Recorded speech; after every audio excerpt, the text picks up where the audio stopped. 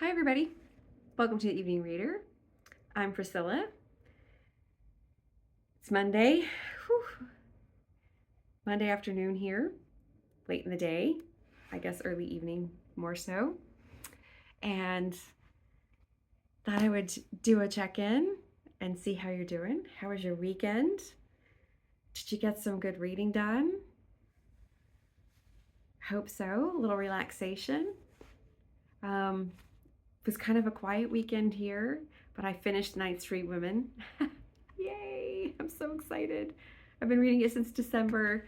I sort of was starting to feel like it would never end. That makes it sound like it wasn't worth the time. It was worth the time, but I'll talk about that in another video. Just was a long time. The other great thing that happened to me this weekend was Kim from Middle of the Book March very kindly gave me a shout out.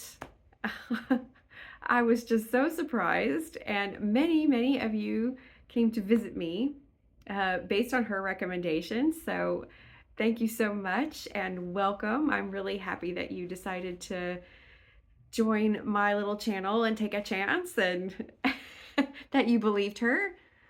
Does she have some kind of dirt on you people or something? I don't know. She's like the puppet master. She says, visit, and you visit. Yay! I'm not going to complain. But thank you so much, Kim.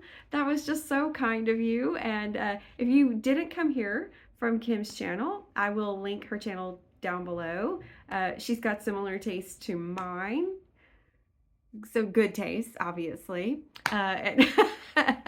And she is doing March of the Mammoths right now. I think she's a regular Mammoth reader. So if you like the chunky books, she's definitely one to follow. So yeah, link down below, and welcome everybody. And if you didn't come and you subscribed this weekend, but you didn't come from Kim's channel, you're also welcome. I'm really happy to see you too. That's great. That's very exciting. I went to bed on Friday night and I had, I think, 32 subscribers, and I woke up this morning and I had more than 400. And that's shocking. Shocking. I'm kind of shocked. I'm really kind of overwhelmed because last week I was trying hard to make videos, and my botch videos. If you watched my earlier video, you know what I'm talking about. And my botch filming. And I was kind of thinking, well, if I can't do it, if it just doesn't work, nobody will know. It'll be fine. And then on the flip side, when I was feeling optimistic, I was thinking, oh, I wonder what I'm going to do when I hit 50 subscribers. I've kind of blown past it. Oh my gosh. I mean, and I didn't do anything to make that happen. You all made that happen. So, wow. Wow. But I went to an event, a live event, a YouTube live event, not an in-person live event, that MJ hosted on Saturday. And I think everyone was saying when you hit a certain number of subscribers, you're supposed to do like a Q&A, like maybe I think it's 500. So maybe I'll hit 500. I don't know. Maybe it'll stay where it is. If it does, that's totally cool. I did not even expect to be in the 400s. That's just insane. That's so cool. Wow. Anyway, I also bought a lot of books last week. I am not a haul video. I won't be a haul video person, I promise you, but the Kindle sales this month are, well, they were great for me. There was a lot of stuff on my TBR that was on sale, and so I decided to snatch some things up. And I'm kind of, I'm not on a book buying ban, because I just don't think that's realistic. And also, when a book comes out from an author I like to be able to support them. And sometimes, sometimes you just need a little retail therapy. You got to go to the bookstore. But I usually buy one or two books at a time. I don't buy a lot of books all at once. Of course, I say that, and then I think I have 220 unread books on my Kindle. But that's since I bought the Kindle in 2009. I didn't buy it. I actually got it as a gift, but that's since I have my Kindle.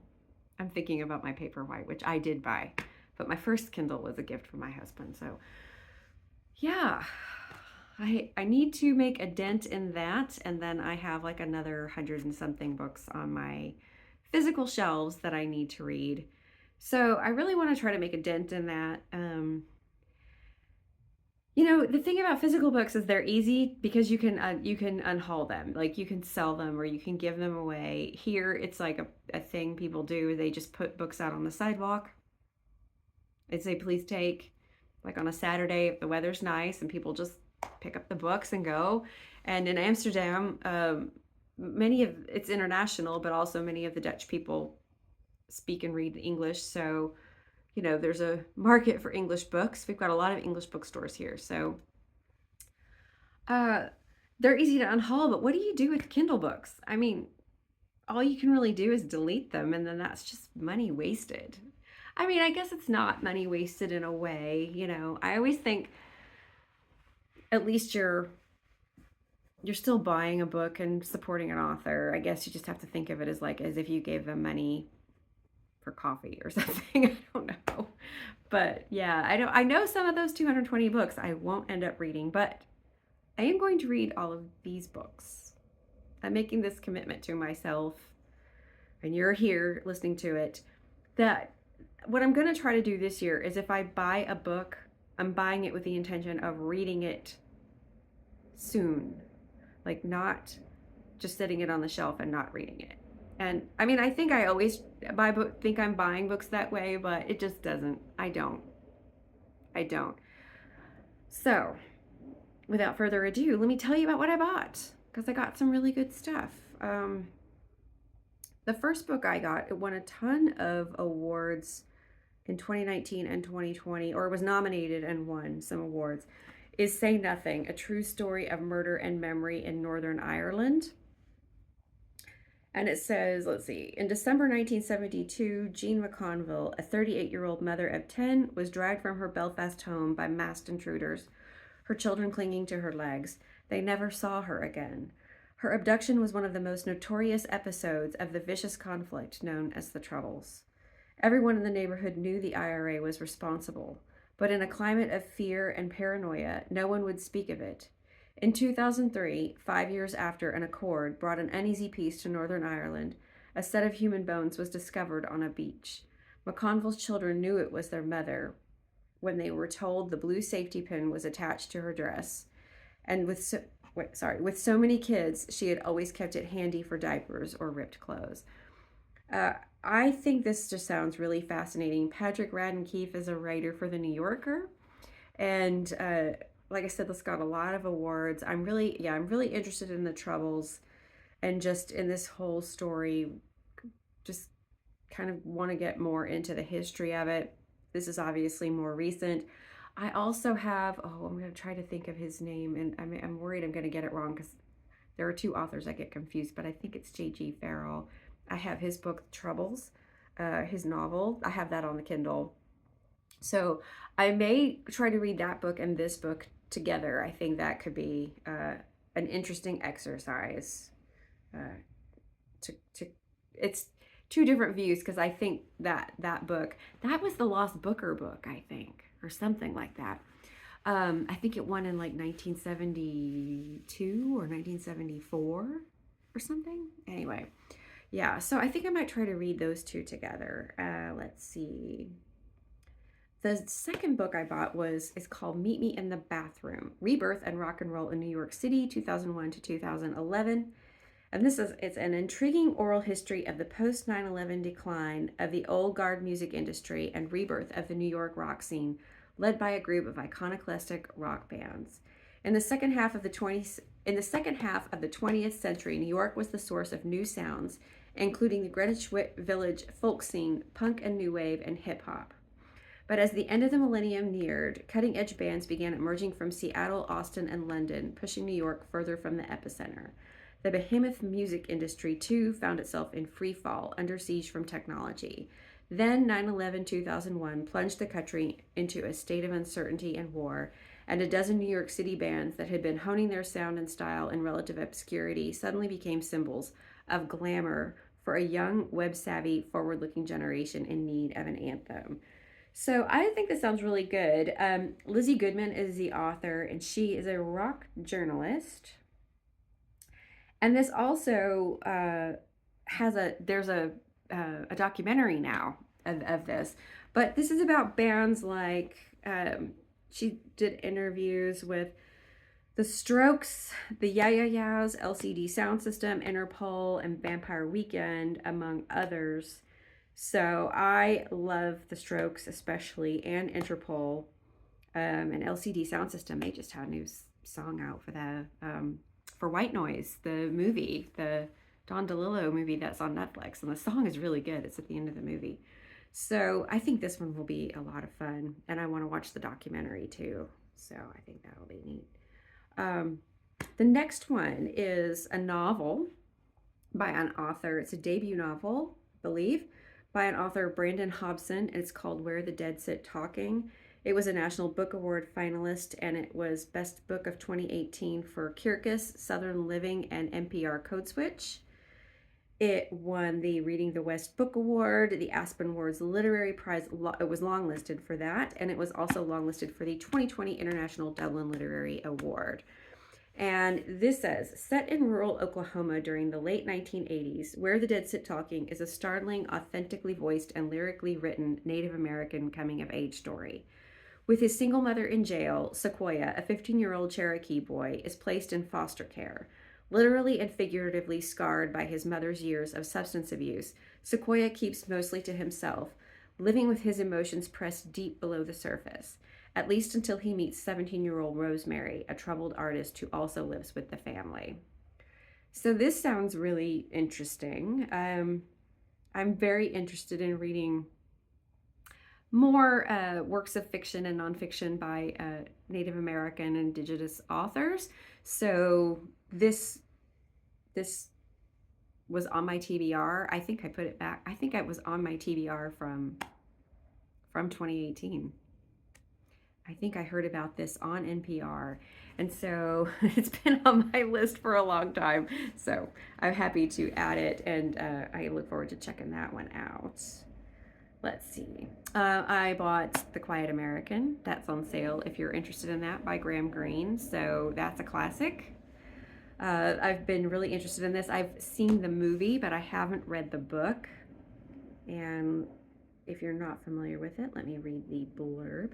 It's 1955, and British journalist Thomas Fowler has been in Vietnam for 2 years, covering the insurgency against French colonial rule. But it's not just a political tangle that's kept him tethered to the country. There's also his lover, Huong, a young Vietnamese woman who clings to Fowler for protection. Then comes Alden Pyle, an idealistic American working in service of the CIA. Devotedly, disastrously patriotic, he believes neither communism nor colonialism is what's best for Southeast Asia, but rather a third force, American democracy by any means necessary. So I think this is really interesting. I'm very interested in Vietnam and the Vietnam War. And I really want to, this is sort of a classic dealing with the era before America got militarily involved over there. So looking forward to having this to sort of start to round out my reading. But I've also got a lot of books by Vietnamese authors, because wonderfully, more Vietnamese authors are having books published in English that really tell their side of the story, which I don't think we can have a complete story about that conflict and what happened without, obviously having their side, because it's their country.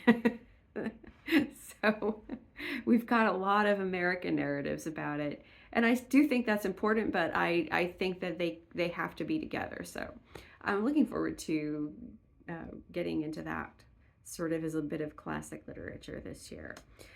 The next one I bought is, there's this Music Matters series. It's like a whole series of books, and they've got just, I don't even know. Let me see if I can click through here. They've got the Ramones, the Beach Boys, like all kinds of things. LaBelle, which is Patti LaBelle, um, Miriam Faithfull, Patti Smith, Solange. So different artists, and I guess these are different writers talking about why these artists are important to them. And this particular one that I bought is Why Karen Carpenter Matters. And I just thought this sounded really fascinating. And the author is a Filipino American author named Karen Tongson, and her mother named her Karen after Karen Carpenter. So, yeah, I think this is going to be great. I was really a huge lover of the Carpenters when I was a little bitty girl. My parents had all the 8 tracks, and they kind of, I guess in the 80s, they were considered soft rock, and they became then kind of a joke. And then I think um like Kim Gordon from Sonic Youth really sort of helped to resurrect Karen Carpenter as an icon. But I think maybe lots of artists in the late 90s, excuse me, the late 80s, early 90s started to really take another look at her and see that she was a really talented musician. Was not Her brother Richard sort of was in the spotlight more and kind of got a lot of the credit. And I think she had a kind of a difficult relationship with her mother. So this will be really interesting. So it says, in Why Karen Carpenter Matters, Karen Tongson interweaves a story of the singer's rise to fame with her own trans-Pacific journey between the Philippines, where imitations of American pop styles flourished, and Karen Carpenter's home ground of Southern California. Tongson reveals why the Carpenters' chart-topping, seemingly whitewashed musical fantasies of normal love can now have profound significance for her, as well as for other people of color, LGBT plus communities, and anyone outside the mainstream culture usually associated with Karen Carpenter's legacy. This hybrid of memoir and biography excavates the destructive perfectionism at the root of Carpenter's sound while finding the beauty in the singer's all too brief life. I think that sounds really good. So that should be one that I'll get to, and I think it'll be a pretty quick read too. Let's see. The next one I got is called Of Wolves and Men by Barry Lopez. I had 2 Barry Lopez books on my list for a long time to get to. He's a naturalist. This one was a National Book Award finalist. The other one that I bought was Arctic Dreams, and it actually did win the National Book Award. I didn't have that one pulled up. Let me pull that one up. Okay. But this one is Of Wolves and Men, and it says, the wolf exerts a powerful influence on human imagination. It takes your stare and turns it back on you. So Barry Lopez writes in his first major work of nonfiction, a careful study of the way that wolves and humans have interacted over centuries, and the way that the wolf has become so central to our thinking about animals. Drawing on considerable personal experience with wolves and on an astonishing range of literature, Lopez argues for the necessity of wolves in the world, which would be much poorer without their howl. Thanks in part to the influence of this essential book about Canis lupus, first published in 1978. Oh wow, I didn't know that. We know a great deal more about wolves and are all the better prepared to assure their protection. So I think there are several new books out in the last couple of years about wolves as well that I have on my TBR, and I think one is Wolfish. I think that's one book that comes out this year. And then there was a book, actually, I think that was on Book Olive's list. And I don't remember the name of it off the top of my head. In her February wrap up. So I will take a look at that and see. And if I find it, I will link it down below. So I don't know. Yeah, wolves are having a moment, but I just thought this one sounded really fascinating. And the other one I got, the one that won the National Book Award, is Arctic Dreams. And this says, the Arctic is a perilous place. Only a few species of wild animals can survive its harsh climate. In this modern classic, Barry Lopez explores the many-faceted wonders of the far north. its strangely stunted forest, its mesmerizing aurora borealis, its frozen seas. Musk oxen, polar bears, narwhal, and other exotic beasts of the region come alive through Lopez's passionate and nuanced observations. And as he examines the history and culture of the indigenous people, along with parallel narratives of intrepid, often underprepared, and subsequently doomed polar explorers, Lopez drives to the heart of why the austere and formidable Arctic is also a constant source of breathtaking beauty, beguilement, and wonder. That sounds really good. So, yeah, I'm looking forward to reading all of these this year. Yes, I'm going to do it. I'm going to do it. So if any of these sound interesting to you, let me know if you also, or if you have read, or if you're planning to read any of these. Um, I don't know. Maybe we can set up some buddy reads, or uh, set up a group, or do something. I don't know. I've never done this before. So I'm not sure.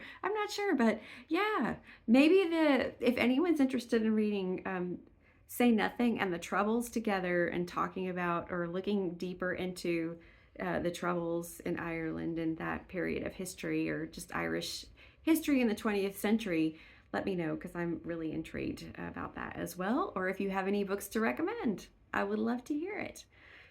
So I think that's it for me. I'm going to let you go because it's Monday and I'm sure you're busy and you've got to get on with your day, and you've got a lot of other booktubers to go check out. It's a big, wide, bookish world out there. So I hope that you have a good Monday, and I will talk to you again soon. And thanks again, Kim. Take care. Bye.